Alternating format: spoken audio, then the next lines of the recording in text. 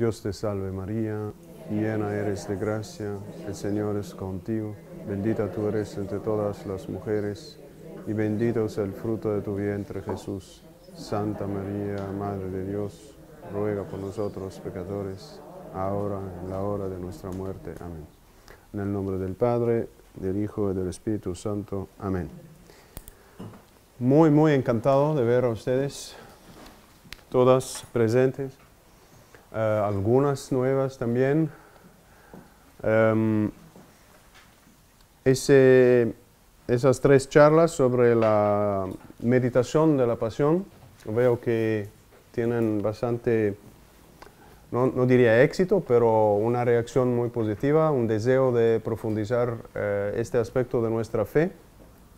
Es un aspecto absolutamente central en nuestra fe. Lo vamos a ver paso a paso. Hemos ya visto este aspecto la vez pasada.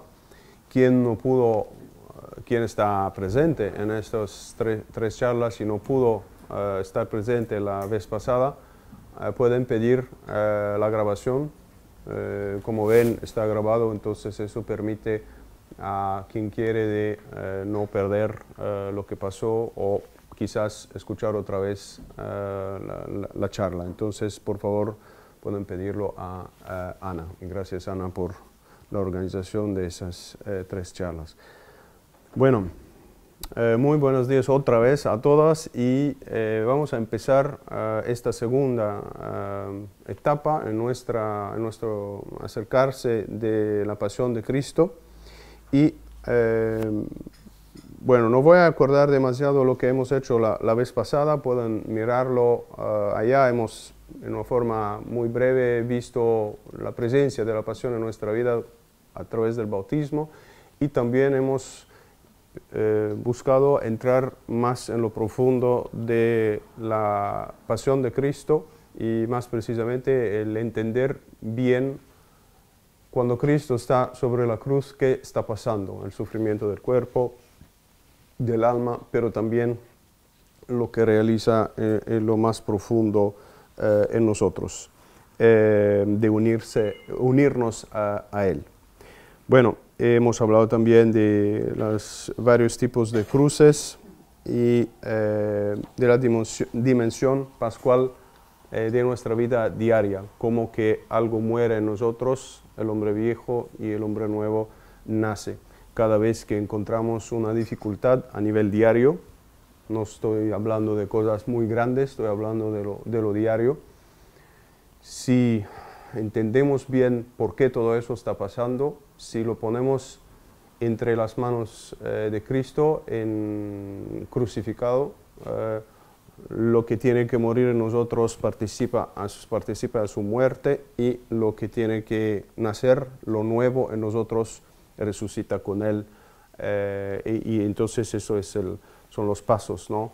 Algo quizás muere en mí, pero algo nace también. Entonces enfocarse sobre el poder transformador de la cruz, y eso es muy importante, cómo Cristo transforma, es capaz de transformar nuestra vida paso tras paso, como lo hace, y es esencialmente a través de la cruz. Bueno, hoy vamos a ver los puntos siguientes. El primero voy a hablar de la experiencia fundamental de los apóstoles en el Nuevo Testamento, la presencia de la pasión y de la presencia de la meditación de la pasión en la primera generación. Entonces voy a hablar de eso. Y después, inmediatamente, el segundo punto, voy a hablar de cómo la Iglesia, a través de los siglos, recibió la cuestión y vivió la cuestión de la meditación de la pasión de Cristo. Vamos a ver a través de los siglos, vamos a ver la Edad Media y después, más cerca de nosotros, cómo los cristianos meditaron la pasión. Y como tercer punto, preparados por esta mirada de la historia, vamos a ser más preparados a entrar aún más profundamente en cómo meditar la pasión y qué está pasando, qué significa meditar la pasión.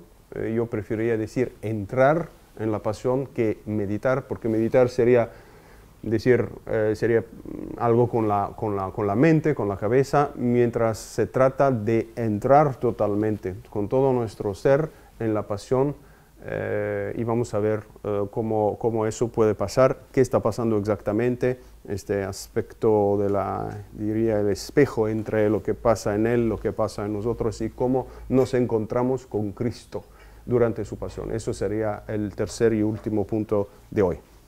¿Ok?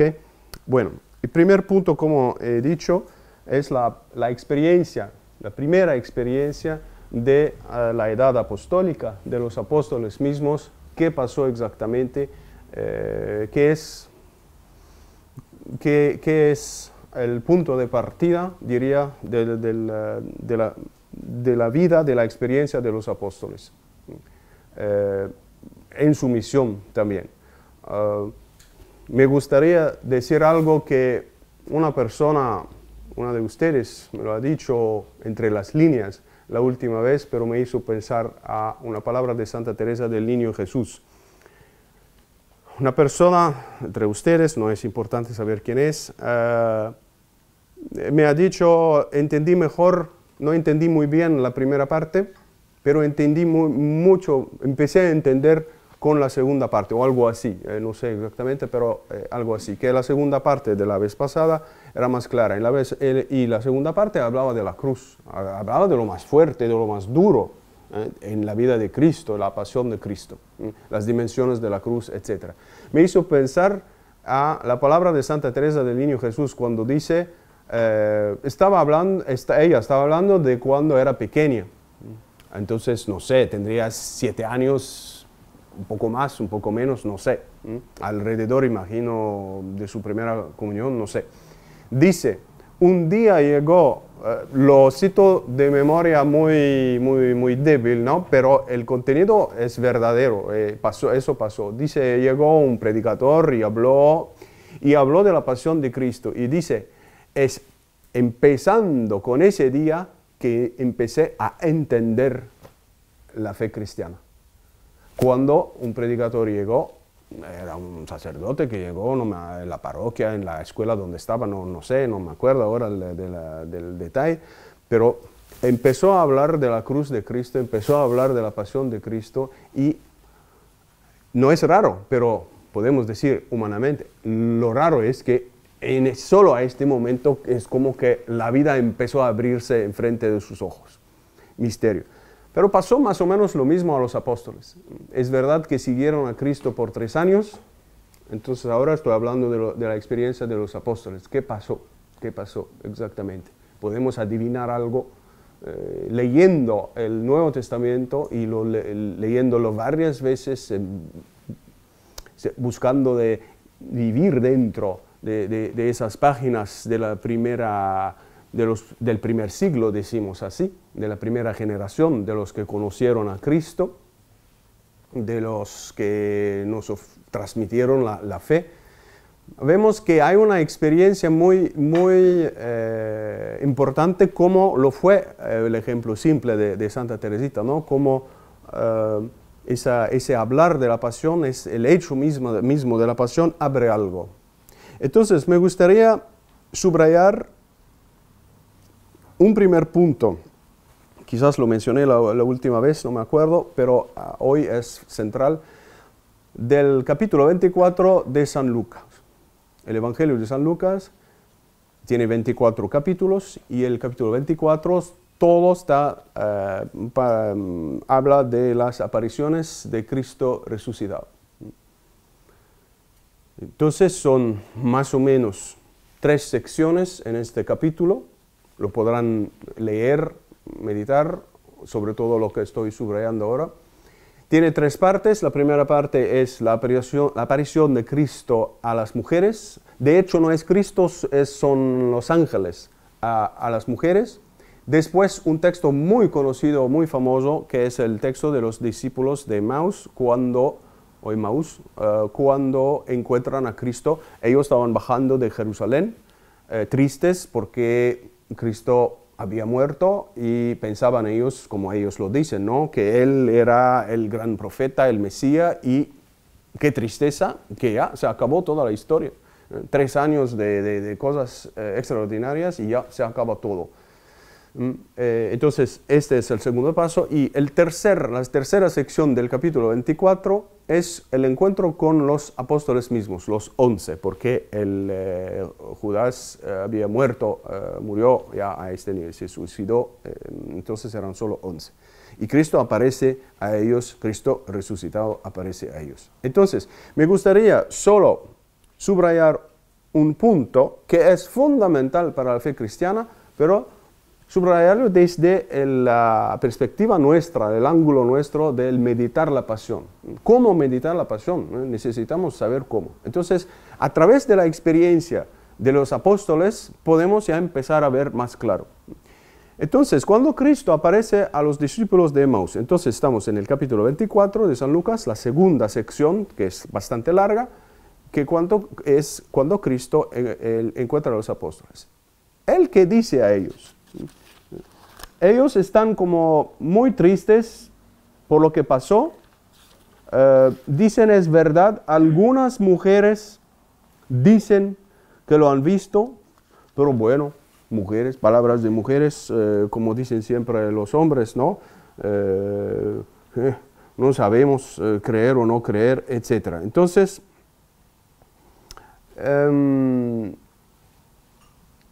es el tercer día.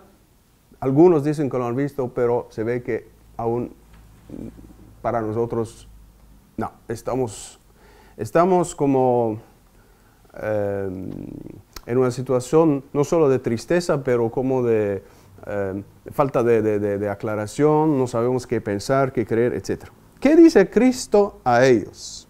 Es este el punto que me interesa a mí. Voy a leer el versículo 24 del capítulo 24 y empiezo después lo que nos interesa, el 25. También algunos, dicen los discípulos de Emaús, algunos de los nuestros fueron al sepulcro y encontraron todo como habían contado las mujeres. Entonces, las mujeres dicen que ya no está, pero a él no lo vieron. Está bien. Ahora, el Señor Jesús les dijo, qué necios y torpes para creer cuanto dijeron los profetas. Necios y torpes, dice Cristo. ¿No tenía que padecer eso el Mesías para entrar en su gloria? ¿No era necesario?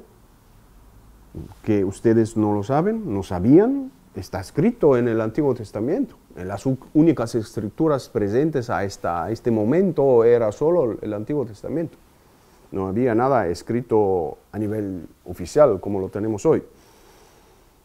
Y vemos aquí toda la lección de Cristo. Cristo empieza una lección de explicación del Antiguo Testamento. Qué lindo tener a Cristo como profesor, como enseñante, como maestro. Qué lindo. Dice el texto. Y comenzando, no sé cuántas horas pasaron caminando, ¿no? Porque es mucho el Antiguo Testamento. Comenzando por Moisés y siguiendo por todos los profetas, les explicó lo que en toda la Escritura, es decir, el Antiguo Testamento, se refería a él. Yo diría, es mucho trabajo, varias horas, ¿no? Entre paréntesis, para tener una idea de ese trabajo, y es una información importante. Por ejemplo, si ustedes van a vivir la Semana Santa, con los egipcios, es el rito copto, puede ser ortodoxo y puede ser católico, es decir, unido a Roma. Entonces estamos bien. Durante la Semana Santa tienen un libro separado, distinto, que es el libro de la Semana Santa.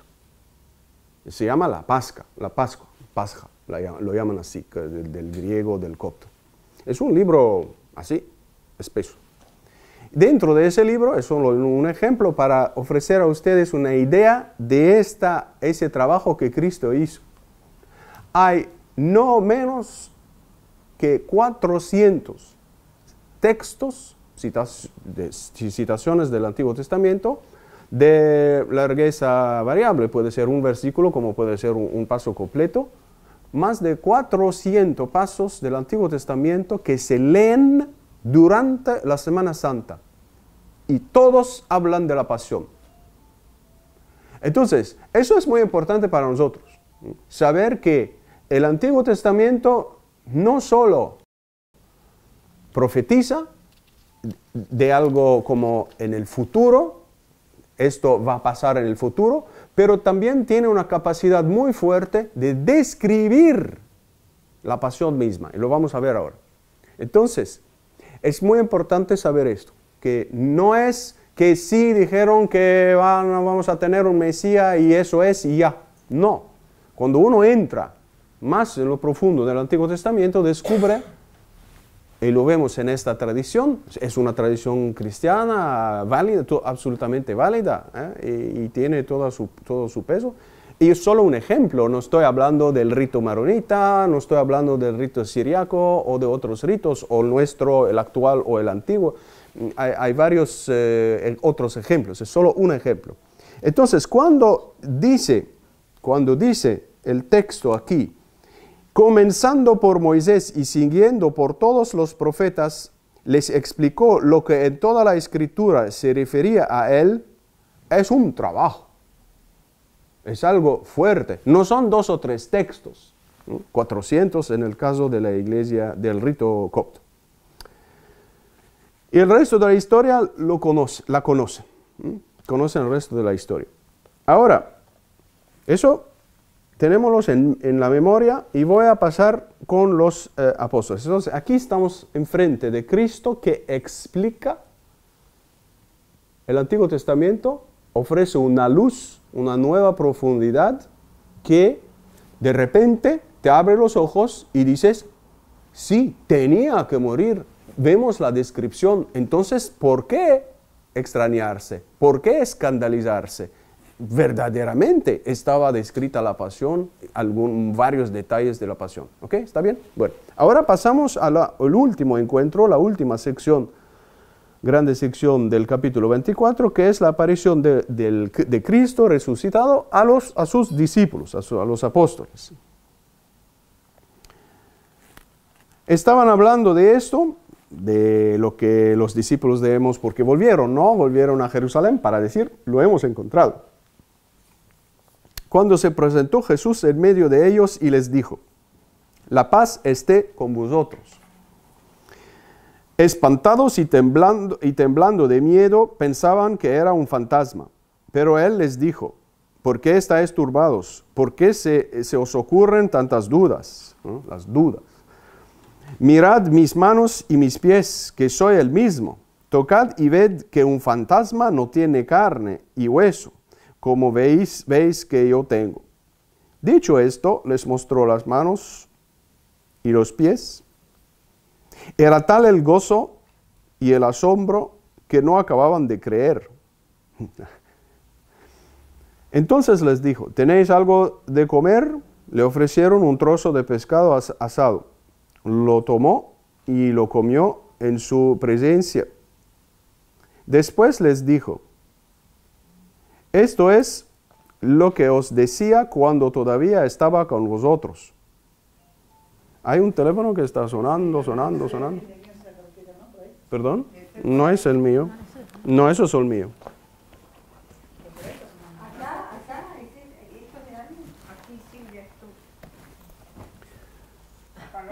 Aprovecho para...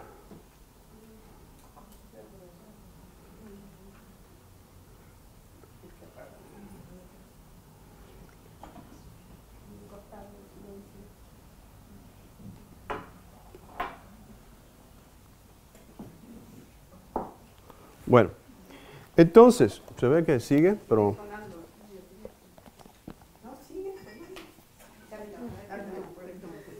¿No puede pararlo?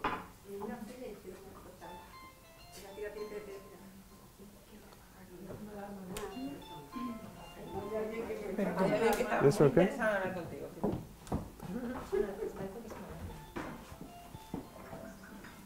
Bueno, entonces, por favor. Dice, les ofrecieron un trozo de pescado asado, lo tomó y lo comió en su presencia. Después les dijo, esto es lo que os decía cuando todavía estaba con vosotros. 2 puntos. Que tenía que cumplirse en mí todo lo escrito en la ley de Moisés, en los profetas y en los salmos. Lo mismo repetido. Moisés, los profetas y los salmos. Es así que está estructurada más o menos, al menos las partes más importantes, el Antiguo Testamento, según los judíos y más o menos según los otros. Hay otros libros, pero esos son los más fuertes. Entonces, aquí me interesa el paso. Les abrió la inteligencia para que comprendieran la Escritura. Entonces, Cristo abre la mente de los apóstoles, como lo hizo también con los discípulos de Emaús, para comprender qué. Para ver su presencia en el Antiguo Testamento. Comprender la Escritura es mostrar la presencia de Cristo en lo que hoy llamamos el Antiguo Testamento. Es una experiencia interior, personal, consciente. No es algo sí yo creo, no, veo. Por eso dice, es así. Es decir, te lo estoy mostrando. Te abro la mente y te lo muestro. Y la demostración que es un mostrar, no es un solo hablar, un mostrar de dentro con la ayuda del Espíritu Santo, dice, así está escrito que el Mesías, así es decir, te lo muestro de dentro, en tu mente, con la ayuda del Espíritu Santo. Así está escrito que el Mesías tenía que padecer y resucitar de la muerte al tercer día, que en su nombre se predicaría penitencia y perdón de pecados a todas las naciones, empezando por Jerusalén. Entonces, el punto de partida del ser cristiano es ese abrirse de la mente para ver que la pasión de Cristo no es algo así, pero es que tenía que pasar y que hay muchas descripciones y palabras a propósito de la pasión en el Antiguo Testamento.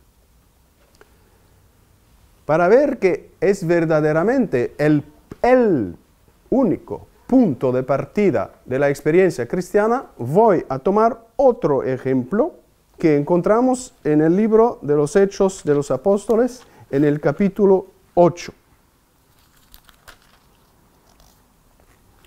Aquí hay una historia, es un ejemplo clásico, pero diría es un ejemplo que casi cada cristiano, en una forma u otra, vive.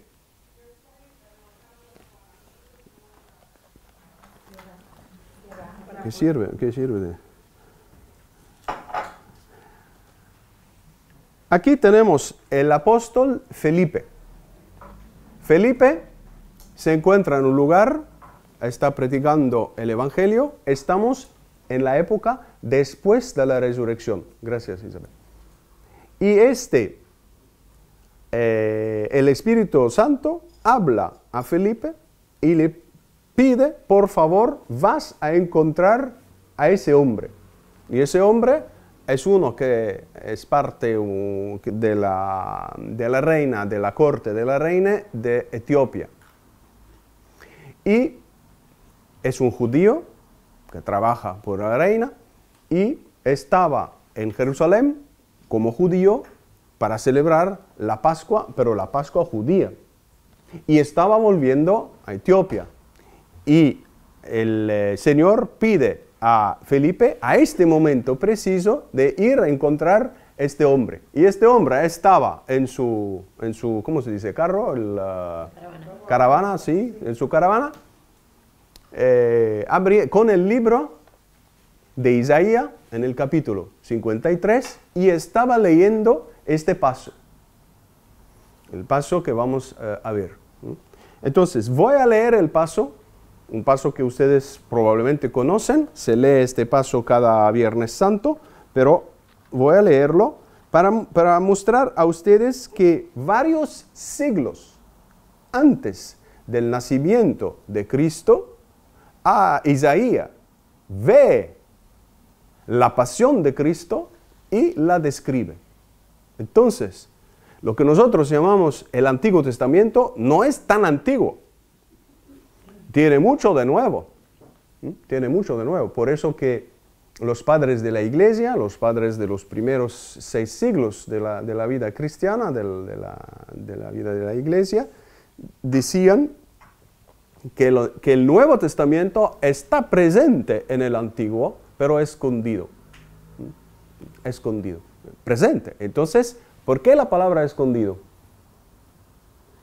Porque verlo es el punto de partida de la fe cristiana. El ver el Nuevo Testamento en el Antiguo Testamento, como Cristo lo hace con los apóstoles, lo leí en Lucas 24, es el punto de partida de la experiencia cristiana. Que tú ves a Cristo en el texto que voy a leer, es algo de la gracia de Dios.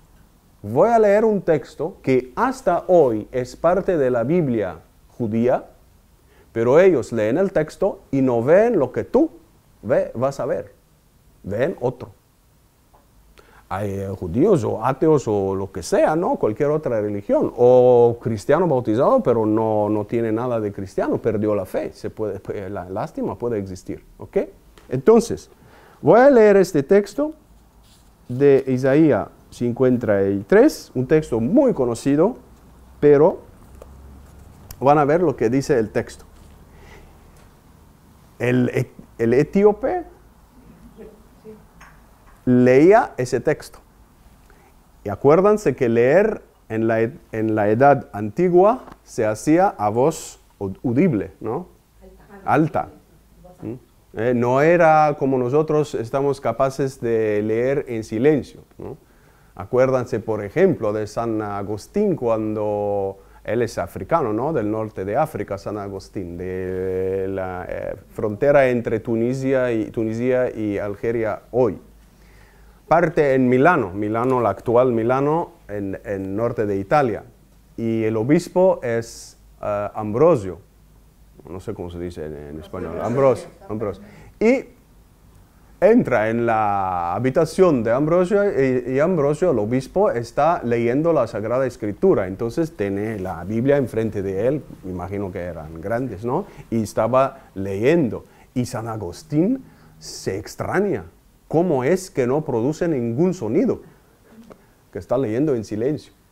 Para decir que nosotros hoy leemos en silencio, pero antiguamente no se leía en silencio. Entonces este hombre de Etiopía estaba leyendo. Y entonces, leyendo, y Felipe reconoce, escucha, se da cuenta de qué paso está leyendo.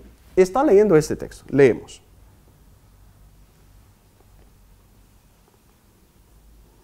¿Quién creyó nuestro anuncio? ¿A quién mostró el Señor su brazo? Mostrar el brazo es mostrar su poder, su fuerza. Mostrar el brazo es una forma literaria para decir sinónimo de mostrar su fuerza. Creció en su presencia como brote, como raíz en el páramo. No tenía presencia ni belleza que atrajera nuestras miradas, ni aspecto que nos cautivase. Despreciado y evitado de la gente, un hombre habituado a sufrir, curtido en el dolor. Al verlo, se tapaban la cara. Despreciado, lo tuvimos por nada. A él que soportó nuestros sufrimientos y cargó nuestros dolores, lo tuvimos por un contagiado, herido de Dios y afligido. Él, en cambio, fue traspasado por nuestras rebeliones, algunas traducciones en lugar de rebeliones dices por nuestros pecados, por nuestras... Triturado por nuestros crímenes, sobre él descargó el castigo que nos sana, y con sus cicatrices nos hemos sanado. Todos errábamos como ovejas, cada uno por su lado, y el Señor cargó sobre él todos nuestros crímenes o pecados, ofensas. Maltratado, aguantaba, no abría la boca, como cordero llevado al matadero, como oveja muda ante el esquilador, no abría la boca. Sin arresto, sin proceso, lo quitaron de en medio. ¿Quién meditó en su destino? Lo arrancaron de la tierra de los vivos, por los pecados de mi pueblo lo hirieron, etcétera, etcétera, etcétera. Es un texto extraordinario, uno de los textos más fuertes del Antiguo Testamento.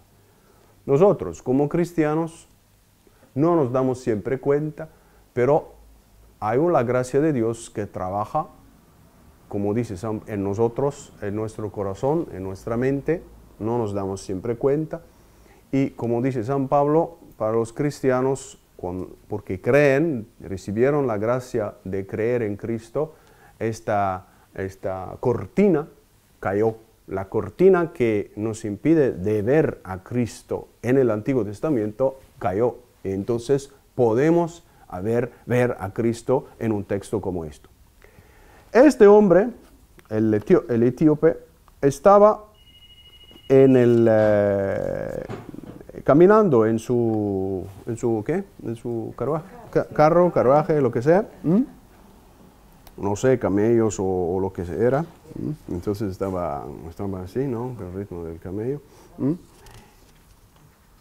Cuando Felipe se acerca, le pregunta, ¿de quién está hablando el profeta? ¿De sí mismo o de otra persona? Entonces el hombre no ve, aún no ve. Y es con este punto de partida que Filipo empieza a evangelizar a ese hombre. Qué increíble que evangelizar, es decir, anunciar a Cristo, Salvador, Dios encarnado, nuestro Redentor y nuestro Salvador, empieza con la explicación de la pasión con este texto de Isaías. Entonces, esa es la primera experiencia de la iglesia y hay muchos pasos en el Nuevo Testamento que nos muestran que ese paso de Isaías era central para la comunidad cristiana o las comunidades cristianas. Ese paso era central y se queda central hasta hoy. El Viernes Santo es este texto que leemos. ¿Por qué? Porque ese texto nos permite de ver a Cristo. Y entre paréntesis, yo diría que es verlo y también tener una explicación, porque dice que es a causa de nuestros pecados que ha sido herido y que sus heridas nos sanaron.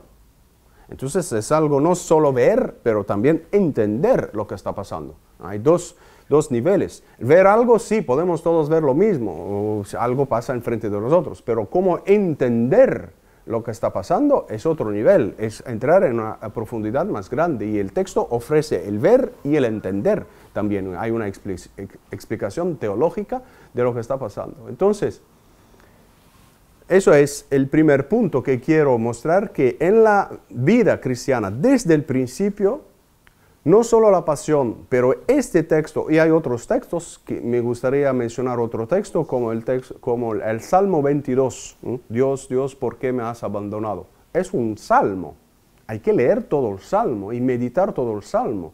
¿Y qué vamos a encontrar? Vamos a encontrar Cristo sobre la cruz, crucificado, que está rezando. Entonces, es verdad que sí, el Salmo ha sido escrito por David, pero David inspirado por el Espíritu Santo.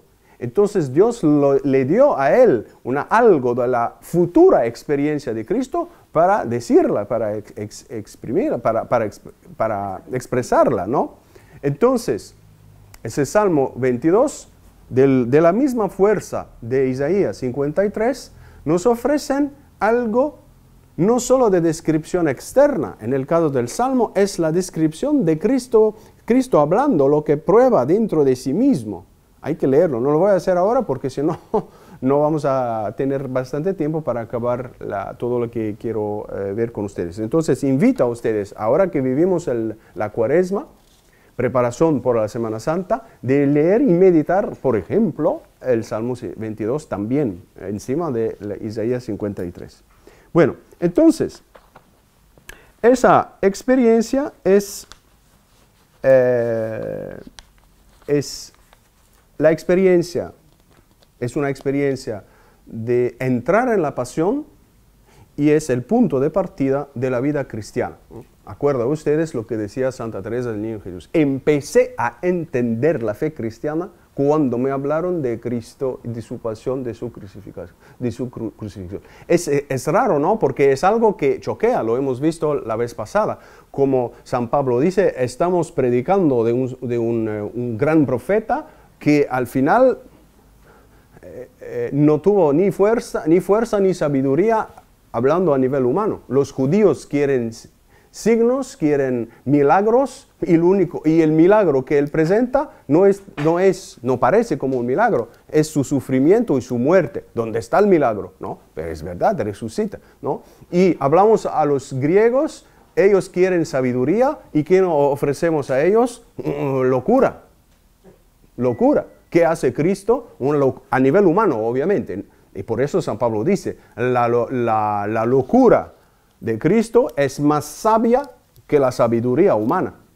La locura, que es decir, lo que pasó a Cristo en la pasión, es más sabio que la sabiduría humana. Eso es San Pablo, primera carta a los Corintios, capítulo 1 y 2. Primera carta a los Corintios, ¿Corintios se dice? Sí.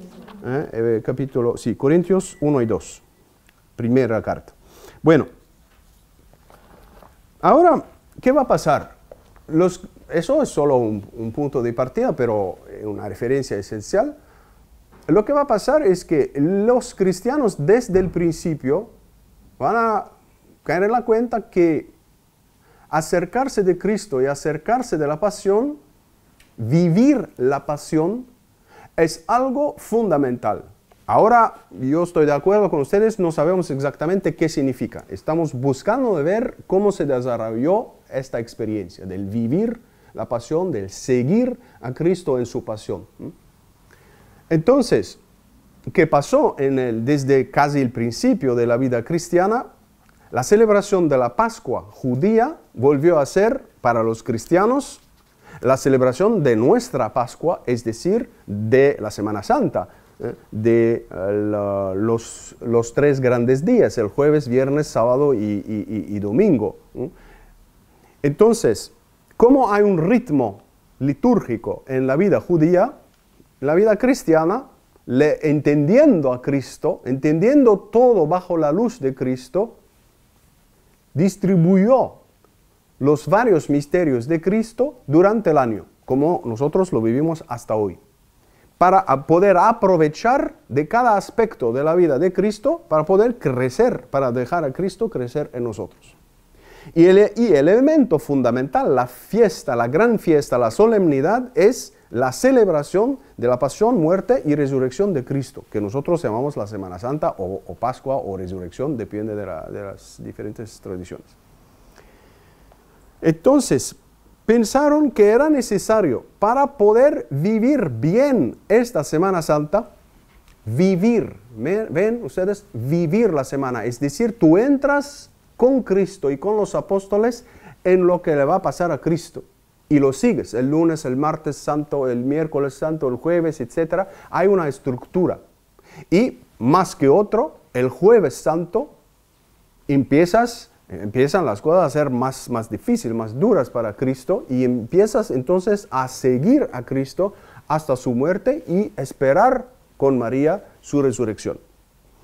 Y por eso, para preparar el ser humano a vivir la Semana Santa, propusieron 40 días como son los 40 días de Cristo de preparación para su ministerio. ¿Se acuerdan? En el desierto pasó 40 días. Como Moisés, antes de recibir las tablas de la ley, pasó 40 días también preparándose. Como el profeta Elías también, volviendo al monte Sinai, el monte donde Dios dio la ley a Moisés. Se fue como un peregrinaje allá. Se preparó por 40 días también durante su camino para vivir esa experiencia, ese peregrinaje que hizo en memoria de Moisés, de la recepción de la ley. Entonces, el sentido de la Cuaresma es una preparación para poder vivir mejor esa semana. Y dentro de esa semana, los días jueves, viernes, sábado y domingo. Y muy temprano en la vida cristiana, la gente quiso, si podía hacerlo, viajar, hacer un peregrinaje en los lugares de Cristo donde Él sufrió, donde su sangre se derramó. Son lugares sagrados para nosotros. A pesar de que nosotros tenemos la misa, no estamos llegados a un lugar específico, se quedan esos lugares, la geografía, el valor de cada lugar que donde Cristo vivió y predicó y sufrió, derramó su sangre y murió, son para nosotros lugares sagrados. ¿Por qué? Porque es necesario acercarse de Cristo y más especialmente en su pasión. ¿Por qué? Porque experimentaron los cristianos, y esa es la idea de esos 13 encuentros, de caer en la cuenta que la experiencia del vivir, del seguir a Cristo durante las varias horas de su pasión, es una experiencia espiritual necesaria para cada cristiano. No hay un santo que no meditó la pasión, no existe. No hay un santo que no entró dentro de la pasión para recibir todas las gracias. ¿Por qué? Porque la pasión, como ha sido percibida por los cristianos, no es solo, como lo hemos visto la vez pasada, no es solo un lugar de sufrimiento del cuerpo y sufrimiento del alma, es también el lugar de la sanación de cada uno de nosotros. Es el lugar de transformación de cada uno de nosotros. Es el lugar donde Cristo te mira en los ojos y te comunica su perdón, su misericordia, su amor. Son las grandes puertas. La pasión es el momento, la crucifixión, todo eso, es el momento donde las grandes puertas del amor de Dios, de los torrentes de su gracia, se derraman en el mundo entero. Entonces, si uno sabe que Dios lo espera en ese momento, no va a huir. Si uno sabe que ese momento no es solo negativo, al contrario, es solo positivo, la gran paradoja. Entonces, tú ahora estás atraída, tú estás atraído hacia ese momento de la vida de Cristo.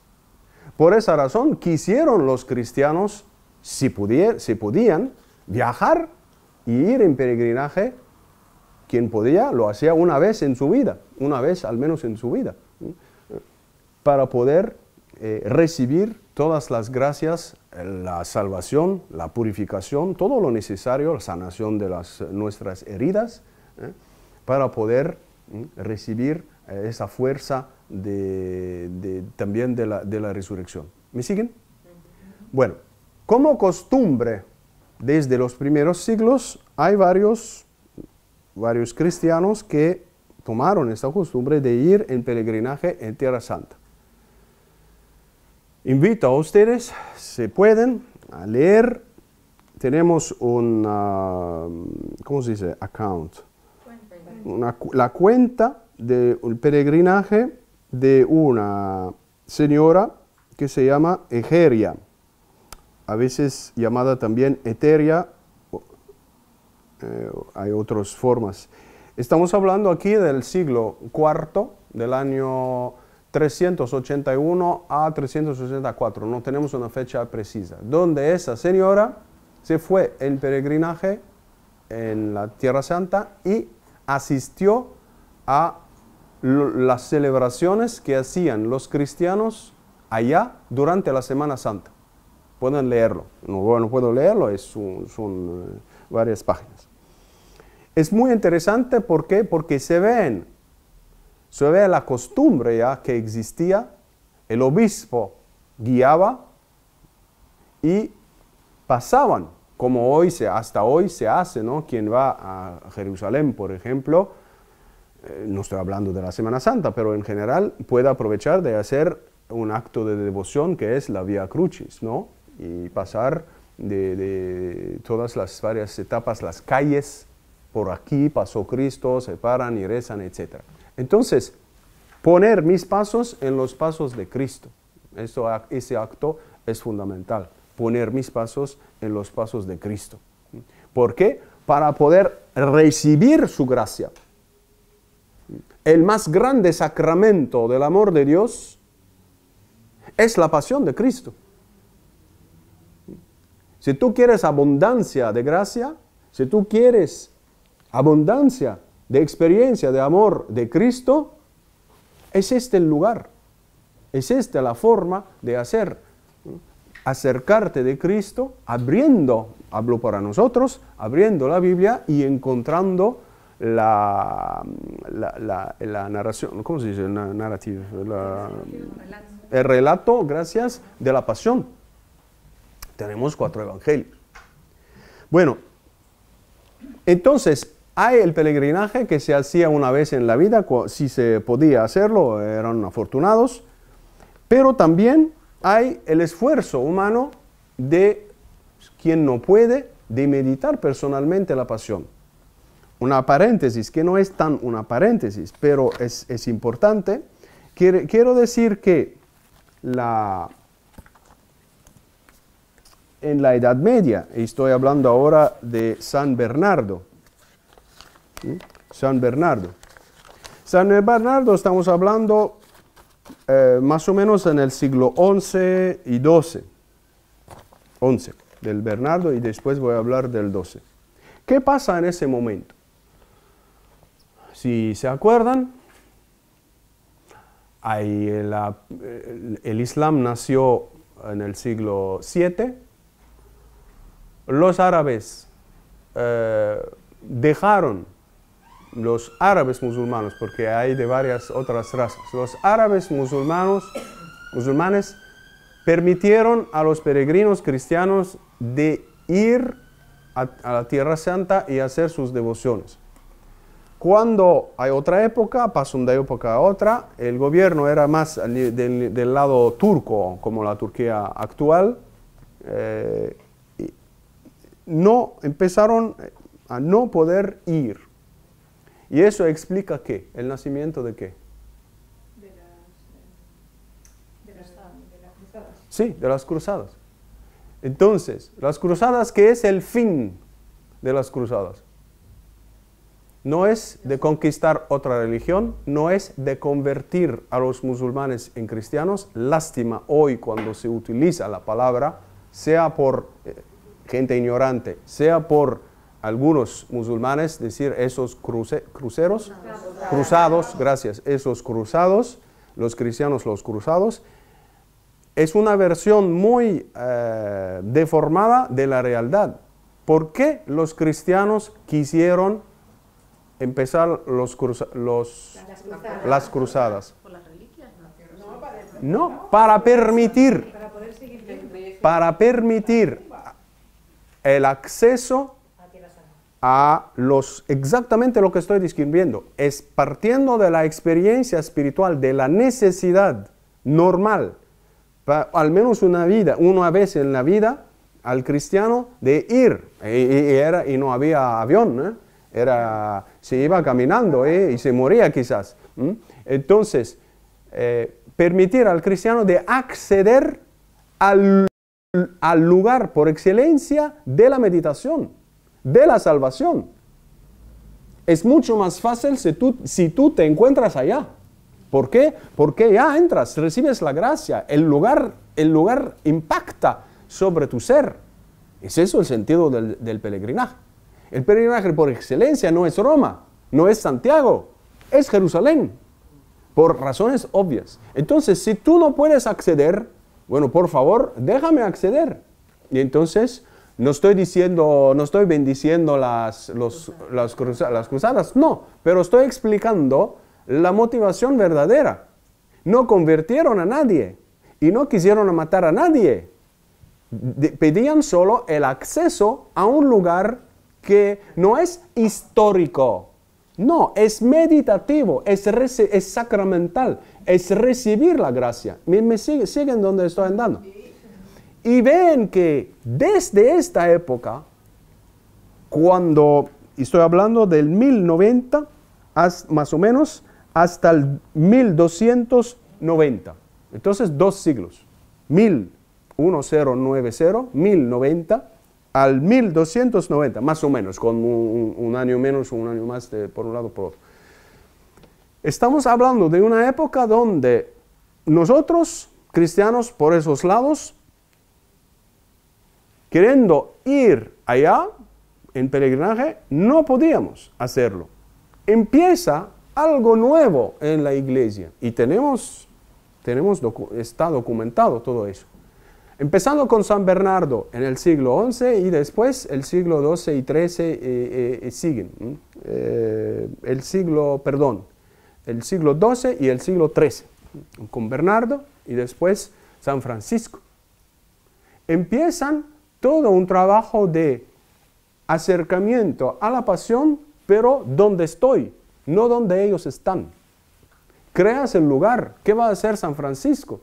Va a tener una devoción muy grande. Va a participar también a una de las cruzadas, pero ni para matar a nadie, etcétera, nada. Solo para...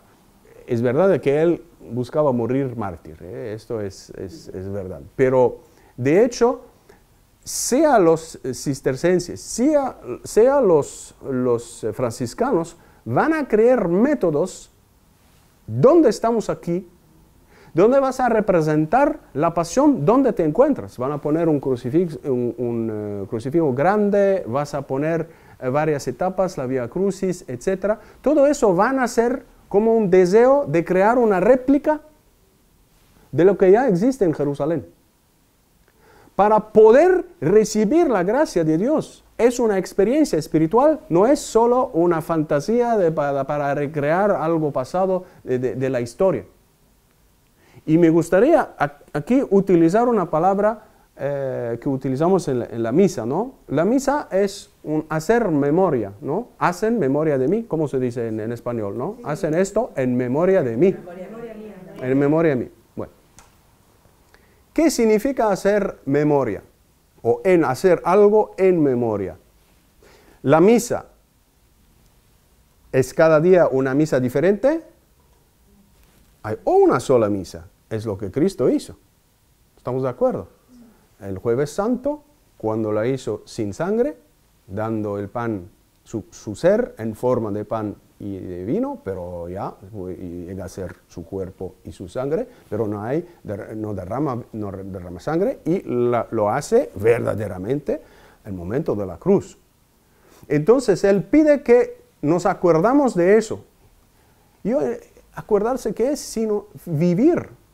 Me acuerdo muy bien lo que decía un autor francés, no importa quién es, decía, no es verdad, estaba hablando al lector cristiano, al lector católico, dice, no es verdadero que cada vez en la misa estamos con Cristo cuando está hablando, tomad, comed, bebed, tomad de esto. ¿Qué son las palabras? ¿Cómo se dicen en español? Entonces, no estamos con Él, no estamos contemporáneos de Él. Es decir que hay una puerta que Dios abre a cada ser humano, a cada cristiano, permitiéndole de entrar en aquel momento, el momento que pasó hace 2000 años. Entonces, no es una memoria, es decir, me acuerdo, no, es un ponerse dentro. ¿Me siguen? Vivirla. Vivir, sí, cierto, vivir. Padre Pío al principio, antes de que sus superiores le pidieron de acabar la misa en media hora, antes la pasaba más larga, ¿no? ¿Y qué decía? Pasaba la pasión, vivía la pasión. ¿Saben ustedes cuándo es la pasión durante la misa? Empieza el sacerdote, dice, el día que se entregó libremente, lo siento, no conozco en español. Sí, aceptó, entró en su pasión voluntariamente aceptada, etc. Tomó el pan, dando gracias, etc. Todo eso es el jueves. Pero después, cuando parte el pan, hay que pasar al viernes. Es todo en menos de 1 minuto, de 2 minutos, toda la pasión. Por eso que imagino, yo no lo sé, no tengo ni la gracia ni la santidad de Padre Pío, ciertamente. Pero imagino que son esos momentos que se ensanchan. Desde cuando dice el sacerdote, empezó, tomó el pan, el día que o el momento que, hasta que cuando dice el sacerdote, misterio de la fe, y contestamos, anunciamos tu muerte y proclamamos tu resurrección. Es decir, que de jueves al domingo, todo pasó. Entonces Cristo no es que muere enfrente de nosotros, pero vivimos esos 3 días, menos de 3 días, 2 días y medio, en 3, 4 minutos, o más, 5 minutos, 6 minutos, depende de lo que elige el sacerdote decir. ¿Me siguen? Entonces, cuando muere, cuando el sacerdote repite las palabras de Cristo, es también el momento cuando Cristo se entrega a cada uno de nosotros. Y es la pasión, ¿Por qué estoy hablando de eso? Para ayudar a ustedes a entender la forma de meditar. No me gusta la palabra meditar, pero hay que encontrar una palabra para decir que, o memorarse, ¿no? Acordarse, ¿no? Hacen esto en conmemoración. ¿Qué es conmemorar? Conmemorar. Aquí, ¿qué es?